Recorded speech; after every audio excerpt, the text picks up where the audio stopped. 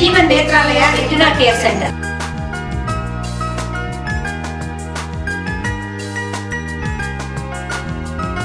Sanjeevan Netralaya retina care centre గత 20 సంవత్సరములుగా ఆయుర్వేద వైద్యంలోను మరియు వివిధ రకాల ఔషధాల తయారీలోను అనుభవం గల వైద్యులు డాక్టర్ ఎంబీఆర్ కామేశ్వరరావు గారు. Surabhi Ayurveda Chikitsalayam, plot number 134, CIFL colony, east Anandbagh, Safilguda, Hyderabad 5,47,000. సంప్రదించాల్సిన ఫోన్ నంబర్ 04027244293.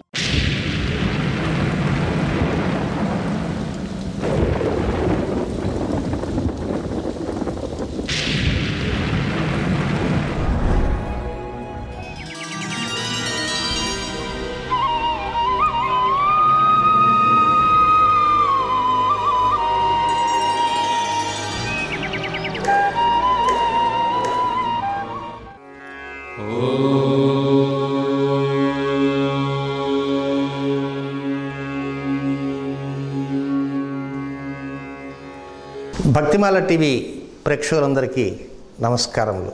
మీ గ్రహబలం కార్యక్రమానికి ఘన స్వాగతం. ముఖ్యంగా ఈరోజు కార్యక్రమంలో మఖ, పుబ్బ ఈ 2 నక్షత్రాల్లో జన్మించిన వ్యక్తులకి ఏ నక్షత్రాల్లో జన్మించిన వారిని వివాహం చేసుకోవాలి అనే విషయాన్ని తెలియజేస్తున్నాను. దీనితో పాటు ముఖ్యంగా చాలామంది ఉద్యోగ అన్వేషణలో ఉంటూ ఉంటారు. ఒక్కోసారి సరైనటువంటి ఉద్యోగం దొరక్క బాధపడుతుంటారు. చేసేటువంటి వృత్తిలో కూడా ఎదుగుదల ఉండదు. అభివృద్ధి దిశలో వెళ్తున్నట్టు అనిపిస్తూ ఉంటుంది, కానీ అభివృద్ధి చూస్తేనా అక్కడ అభివృద్ధి ఉండదు. ఎంతకాలం పాటు జీవనాన్ని సాగిస్తూ ఉంటారు తప్ప వృద్ధిలోకి రాలేకుండా మదనపడిపోతూ ఉంటారు. గొర్రెతో ఒక బెత్తడే అనే విధంగా వారి జీవితాలు కూడా ఉంటూ ఉంటాయి. ఇలాంటి వారు ఏ దేవతని ఉపాసించాలి, ఏ దేవతని ఉపాసిస్తే వారు అద్భుత విజయాలను సాధిస్తారు అనే విషయాల మీద మన అతి త్వరలోనే కొన్ని నిర్ణయాలు తీసుకోబోతున్నాం, కొన్ని విషయాలు తెలుసుకోబోతున్నాం. ముఖ్యంగా మనువు, చంద్రుడు, కుబేరుడు ఇలాంటి మహానుభావులంతా, రాజులుగా ఉన్నవారంతా కూడా ఏ దేవతని ఉపాసించారు? ఒక రాజు తాను రాజ్యాధికారాన్ని పొందాలి అంటే ప్రత్యేకంగా ఓ దేవతని జరుగుతుంది. ఆ దేవతని ఉపాసించి కొన్ని ప్రత్యేకమైనటువంటి పద్ధతుల్లోనే ఆ దేవతని ఉపాసించాలి. ఉదాహరణకి ఒక మంచి రాజ్యాధికారాన్ని పొందాలి. రాజ్యాధికారాన్ని పొందాలంటే రాజరాజేశ్వరి, ఆ రాజరాజేశ్వరి దేవి ఉపాసన చేయాలి. ఇప్పుడు శ్రీ విద్య అంటారు. శ్రీ విద్య అంటే షోడశాక్షరి, 16 బీజాక్షరాలతో కలిసినటువంటి మంత్రమే శ్రీ విద్య. కనుక ఆ శ్రీ విద్య అనేటువంటి మంత్రానికి అధిష్టాన దేవత ఎవరై అంటే రాజరాజేశ్వరి దేవి. ఆ రాజరాజేశ్వరి దేవిని ఎవరైతే సరైనటువంటి శాస్త్రీయమైనటువంటి పద్ధతుల్లో ఉపాసన చేసుకుంటారో తప్పకుండా వారికి రాజ్యాధికారం సంప్రాప్తం చెందుతుంది. రాజ్యాధికారం అంటే కేవలం ఒక ముఖ్యమంత్రి పదవి రావటము, లేక గవర్నర్గిరికి రావటము అని కాదండోయ్. మీరు చేసేటువంటి వృత్తి ఏ వృత్తి అయితే ఉంటుందో ఆ వృత్తిలో ఒక స్థిరత్వం ఏర్పడటమే కాకుండా 10 మంది చేత మీరు కీర్తి ప్రతిష్టలు వారి నుంచి వచ్చే విధంగా మీ స్థితి పైకి వెళ్ళటం, అదే రాజ్యాధికారం. కొంతమంది రాజ్య భ్రష్టత్వం పట్టేవారు ఉంటారు. అయ్యో మన కుర్చీ కదిలిపోతున్నదే, పీఠం కదిలిపోతున్నదే అనుకునేవారు కూడా ఉంటారు. ఇలాంటి వారందరూ కూడా వెంటనే ఉపాసించవలసిన దేవత రాజరాజేశ్వరి. లలితా సహస్రనామాలలో ప్రత్యేకంగా లలితా స్తోత్రంలో కొన్ని నామాలంటూ ఉన్నాయి. ఆ నామాలు ఏమిటో ఆ వివరాలు కూడా రేపటి రోజున కార్యక్రమంలో మనం తెలుసుకుందాం. ఎందుచేతనంటే ప్రతినిత్యం కూడా కొన్ని నక్షత్రాలు తెలుసుకుంటూ వాటితో పాటు మరికొన్ని ఉపాసనకు సంబంధించినటువంటి విషయాలు కూడా మనం తెలుసుకుందాం. రేపటి రోజున మీ గ్రహబలం కార్యక్రమంలో ఆ రాజ్యాధికారాన్ని కైవసం చేసుకోవాలంటే ఆ రాజరాజేశ్వరి దేవిని ఏ విధంగా ఉపాసించాలి అనేటువంటి వివరాలు కూడా తెలుసుకుందాం. ఇప్పుడు మఖ మరియు పుబ్బ ఈ 2 నక్షత్రాల్లో జన్మించినటువంటి వారికి ఏ నక్షత్రాల్లో జన్మించిన వారిని వివాహం చేసుకోవాలి, తెలుసుకుందాం. ముందుగా మఖా నక్షత్రం అంటే సింహరాశిలో జన్మించినటువంటి వారు.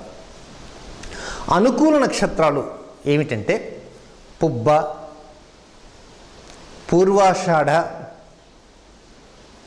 భరణి, కృత్తిక,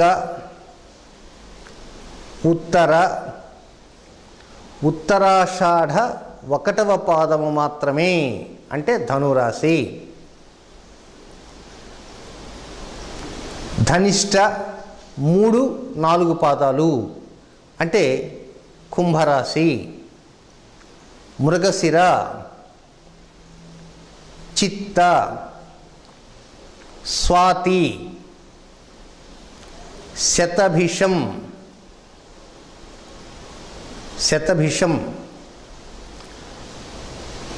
పుష్యమి, అనురాధ, జ్యేష్ఠ, ఆశ్లేష మరియు మఖా. మఖా నక్షత్రంలో జన్మించినటువంటి వారు మఖా నక్షత్రంలో జన్మించిన వారిని వివాహం చేసుకోవచ్చు. కనుక మఖకి మఖ సూట్ అవుతుంది. ఈ నక్షత్రాలు మరొక్కసారి తెలియజేస్తాను. పుబ్బ, పూర్వాషాఢ, భరణి, కృత్తిక, ఉత్తర, ఉత్తరాషాఢ 1వ పాదం మాత్రమే అంటే ధనురాశి. ధనిష్ట 3, 4 పాదాలు అంటే కుంభరాశి. మృగశిర, చిత్త, స్వాతి, శతభిషం, ఆరుద్ర. ఇందాక ఆరుద్ర చెప్పలేదేమనుకుంటాను, ఆరుద్ర కూడా ఉంది. పుష్యమి, అనురాధ, ఆశ్లేష, జ్యేష్ఠ మరియు మఖ. ఈ నక్షత్రాలు అనుకూలం. ఇక క్షేమతార, నైధనతార కాంబినేషన్. ఇటువైపు చూస్తే క్షేమతార 4వ తార, అటువైపు నుంచి చూస్తే నైధనతార అంటే 4వ తార, 7వ తార. ఈ 2 తారలకు సంబంధించినటువంటివి మనం దూరంగా ఉంచాలి. 6 నక్షత్రాలు ఉంటాయి. 6 నక్షత్రాల జోలికి అస్సలు వెళ్ళకూడదు. అవేమిటో తెలుసుకుందాం, నోట్ డౌన్ చేసుకోండి. హస్త, శ్రవణం, రోహిణి,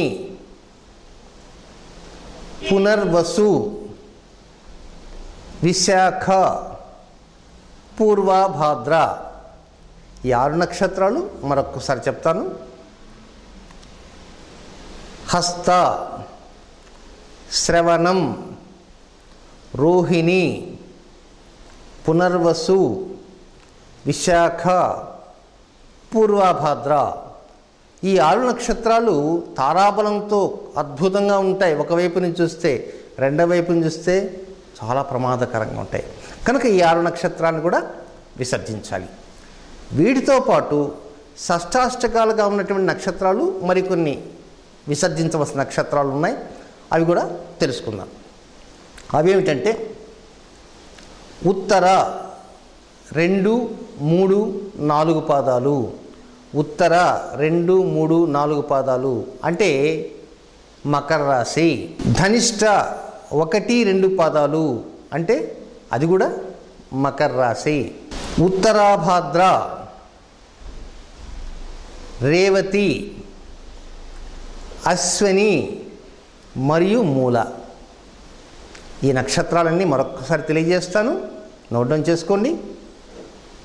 ఉత్తర 2, 3, 4 పాదాలు మకర రాశి.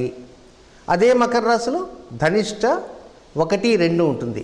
కనుక ఆ 2 కూడా ధనిష్ట 1, 2 మకర రాశి. ఉత్తరాభాద్ర, రేవతి, అశ్విని, మూల.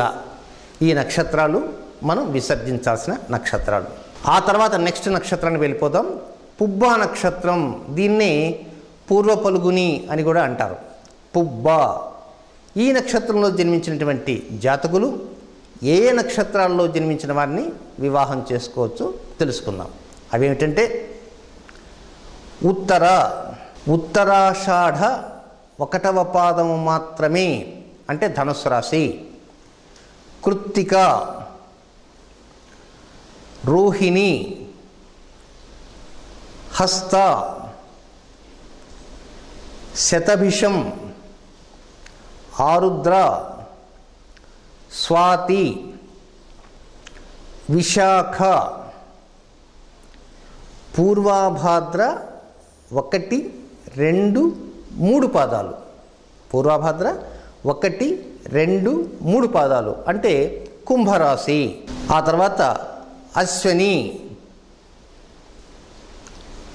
మఖ, మూల, ఆశ్లేష, జ్యేష్ఠ, ఇవి చక్కగా అనుకూలించేటువంటి నక్షత్రాలు. ఇక క్షేమతర, నైధనతర ఈ కాంబినేషన్లో ఉండేటువంటి నక్షత్రాలు ఉన్నాయి. అవి కూడా తెలియజేస్తాను, నోట్ డౌన్ చేసుకోండి. పుష్యమి, అనురాధ, ఉత్తరాభాద్ర, చిత్త, ధనిష్ట, మృగశిర. పుష్యమి, అనురాధ, ఉత్తరాభాద్ర, చిత్త, ధనిష్ట, మృగశిర. ఈ 6 నక్షత్రాలు కూడా అనుకూలం కానే కావు. వీటిని కూడా మనం విసర్జించాలి. ఇక ఈ 6 నక్షత్రాలు కాకుండా షష్టాష్టకాలుగా ఉంటూ మరికొన్ని నక్షత్రాలు ఉన్నాయి, ఇతర నక్షత్రాలు ఉన్నాయి. వాటిని కూడా మనం తెలుసుకుందాం. అవేమిటంటే ఉత్తరాషాఢ 2, 3, 4 పాదాలు, శ్రవణం, పూర్వాభాద్ర 1, 2, 3 పాదాలు, రేవతి, భరణి, పూర్వాషాఢ. కనుక ఈ నక్షత్రాలు కూడా వ్యతిరేక నక్షత్రాలు. కనుక ఈ పుబ్బా నక్షత్రానికి అనుకూల నక్షత్రాలు తీసుకున్నాం, ప్రతికూల నక్షత్రాలు తీసుకున్నాం. ఈ నక్షత్రాలు తెలుసుకోగానే వెంటనే వివాహం చేయకూడదు. జాతక చక్రాలని అమ్మాయి జాతకంతో అబ్బాయి జాతకంతో కంపేర్ చేయాలి. మొట్టమొదటి మీరు గమనించాల్సింది జన్మ నక్షత్రాలు ఈ విధంగా ఉన్నాయి అని తెలుసుకోవాలి. ఆ తర్వాత అబ్బాయి జాతక చక్రంలో 1వ స్థానాన్ని లగ్నస్థానము అంటారు, 5వ స్థానాన్ని సంతాన స్థానము అంటారు, 7వ స్థానాన్ని దాంపత్య స్థానము లేదా కలత్ర స్థానము అంటారు, 8వ స్థానాన్ని ఆయుస్థానము అంటారు. అంటే ఈ ఇరువురికి వివాహం చేస్తే చక్కగా వారిరువురు కూడా అనుకూల దాంపత్యంతోనే ముందు వెళ్తున్నారా వెళ్ళరా అని ఆ 7వ స్థానాన్ని బట్టి మనం తెలుసుకోవాలి. ఆ తర్వాత వీరికి వివాహం చేసిన తర్వాత అసలు సంతాన యోగం ఉన్నదా, లేక సంతాన యోగం లేదా, లేక సంతాన యోగం ఉన్నప్పటికీ కూడా సంతానహీనులుగా ఏమన్నా ఉంటున్నారా, అంటే జన్మించిన తర్వాత ఏదో ప్రకారంగా వారు కనుక కాలం చేస్తే ఆ తర్వాత తిరిగి 2వ సంతానము 3వ సంతానం లేకుండా ఉండటము, ఇలాంటివి కూడా తెలుసుకోవాలి. దానితో పాటు ఆయుస్థానం పూర్ణాయుష్కుల, అల్పాయుష్కుల, మధ్యపాయుష్కుల అని కూడా తెలుసుకోవాలి. నిన్నటి కార్యక్రమంలో ఆశ్లేష నక్షత్రంలో ఉన్నటువంటి వారిని వివాహం చేసుకుంటే అత్తగారు చనిపోతారు అంటారు. వాస్తవంగా అత్తగారు గనక అల్పాయుష్కురాలు కనుక అయితే పాపం ఈమె వచ్చిన తర్వాత ఏదో కాకతాళీయంగా చనిపోయిందనుకోండి, ఆ నింద ఆ అమ్మాయి మీద పడుతుంది. నువ్వు ఆశ్లేష నక్షత్రంలో జన్మించావు, మా ఇంట అడుగు పెట్టావు, అందువల్ల ఇలాంటి ఘోరమైనటువంటి దుస్థితి కలిగింది అని అక్కడ వారు అంటుంటారు. సహజంగా చూస్తుంటాం, కానీ అవి అన్ని చోట్ల జరగవు. కనుక ఇలాంటి విషయాల మీద ఎక్కువ ఆలోచించకుండా కొన్ని నక్షత్రాన్ని తృణీకరిస్తుంటారు.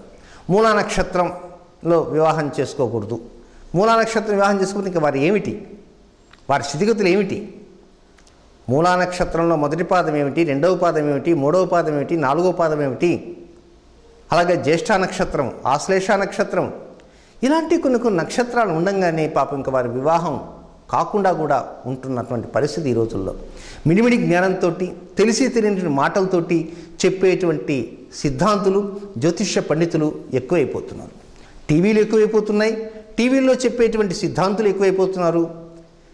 కేవలం ఈ జ్యోతిష్య సంబంధమైన పుస్తకాలు కూడా ఎక్కువైపోతున్నాయి కనుక అలాంటి పుస్తకాలు చదివి ఏదో మేము చదువుకున్నాము, మీకు చెబుతున్నాము వినండి అని చెప్పడం కాదు. ఇప్పటికీ కూడా ప్రతి ఒక్కరూ గమనించాలి, మీరు చూసేటువంటి పంచాంగం సరి అయినదేనా? మీ ఇంట్లో ఒక పంచాంగం ఉంది, మీ ఇంట్లో ఒక క్యాలెండర్ ఉంది. ఆ క్యాలెండర్లో ఈరోజు తిథి ఎన్ని గంటల దాకా ఉంది, నక్షత్రం ఎన్ని గంటల దాకా ఉంది, అసలు మీరు చూసే పంచాంగం కరెక్టేనా, మీరు చూసేటువంటి ఆ క్యాలెండర్ కరెక్టేనా? ఇలాంటి వివరాలు కూడా మీరు తెలుసుకోవాలి. మీరేమిటో కొంచెం జ్యోతిష్యం నేర్చుకోగానే సరికాదండోయ్. జ్యోతిష్యం నేర్చుకున్న తర్వాత ఆ జ్యోతిష్య వివరాలని సమన్వయపరుచుకోవాలంటే ఖచ్చితమైనటువంటి తిథి నక్షత్రాలు ఉండాలి. ఆ ఖచ్చితమైనటువంటి తిథి నక్షత్రాలు ఉండాలి అంటే అది భారత ప్రభుత్వం ఆమోదించినటువంటి ఖచ్చితమైనటువంటి గణితం ఉంది, దాన్ని దృగ్గణితము అంటారు. అలాంటి దృగ్గణితం ద్వారా సాధించినటువంటి తిథి నక్షత్ర సమయాలే ఖచ్చితమైనటువంటివి. అలాంటి ఖచ్చితమైనటువంటి తిథి నక్షత్రాలు ఉన్నటువంటి పంచాంగాన్ని బేస్ చేసుకొని మీరు జాతకాలు తెలుసుకోవాలి. ఒక పంచాంగంలో చూస్తే నక్షత్రం శ్రవణ నక్షత్రం మధ్యాహ్నం 11:20 దాకా ఉంటుంది, మరొక పంచాంగం చూస్తే 12:15 దాకా ఉంటుంది, ఒక దాంట్లో చూస్తే ఉదయం 8 గంటలకే పోతుంది, మరొక దాంట్లో చూస్తే మధ్యాహ్నం 3:30 దాకా ఉంటుంది. మరి దేన్ని నమ్మాలి? మీరేం నన్ను నమ్మండి నేను చెప్పటంలే. ఎవరైనా కంటికి ప్రత్యక్షంగా చూపించినటువంటి సిద్ధాంతి శ్రీనివాస గార్గే కావచ్చు, చిత్రాల గురుమూర్తి గుప్తా కావచ్చు, లేకపోతే పిఠపర్తి సుబ్రహ్మణ్య శాస్త్రి గారి బిడ్డలు కావచ్చు, ఎవరైనా సరే దృక్ సిద్ధాంతరీత్యా ఛాలెంజ్ చేయటమే కాదండి, కంటికి ప్రత్యక్షంగా చూపించగలిగినప్పుడే అది సిద్ధాంతం అవుతుంది, అదే సరైన గణితం అవుతుంది. కంటికి ప్రత్యక్షంగా చూపించకుండా మాయమాటలతోటి పంచాంగాలు వస్తున్నాయి. కొంతమంది అయితే పంచాంగం మార్కెట్లో రాగానే పై పేజీ చించేస్తారో, కింది పేజీ చించేస్తారో, లోపల వాటిని అట్టలు అతికించి అమ్ముకుండేవారు కొంతమంది. మరికొంతమంది అదే పనిగా కూర్చొని 2 రోజులు 3 రోజులు కూర్చొని స్థిమితంగా బిడ్డల చేత వారి చేత వీరి చేత రాయించి మళ్ళీ డీటీపీలు చేయించి కంప్యూలు చేయించి ఇదే ప్రప్రథమ పంచాంగము స్టేట్లో ఎక్కువ కాపీలు అమ్ముడుపోతుంది. ఎందుకు ఇలాంటి మాటలు? ఇలాంటి వాటిని మనం త్రిప్పికొట్టాలి. కనుక మంచి మంచి నిర్ణయాలతోటి మీరు ముందుకు వెళ్ళడానికి ప్రయత్నం చేయండి. రేపటి రోజున రాజరాజేశ్వరి దేవతని ఏ విధంగా ఉపాసించాలి, ఆ దేవత ఉపాసనతో మనకు కలిగే లబ్ధి ఏమిటి అనే వివరాలని కూడా మనం తెలుసుకోబోతున్నాం. ఇది ఈనాటి మీ గ్రహబలం కార్యక్రమం. తిరిగి రేపటి మీ గ్రహబలం కార్యక్రమం కలుసుకుందాం. అంతవరకు సెలవు, నమస్కారం.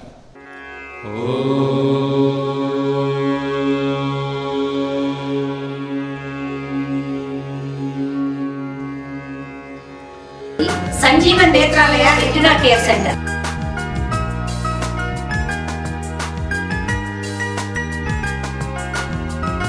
Sanjeevan Netralaya retina care centre గత 20 సంవత్సరములుగా ఆయుర్వేద వైద్యంలోను మరియు వివిధ రకాల ఔషధాల తయారీలోను అనుభవం గల వైద్యులు డాక్టర్ ఎంబీఆర్ కామేశ్వరరావు గారు. Surabhi Ayurveda Chikitsalayam, plot number 134, CIFL colony, east Anandbagh, Safilguda, Hyderabad 5,47,000. సంప్రదించాల్సిన ఫోన్ నంబర్ 040272444293.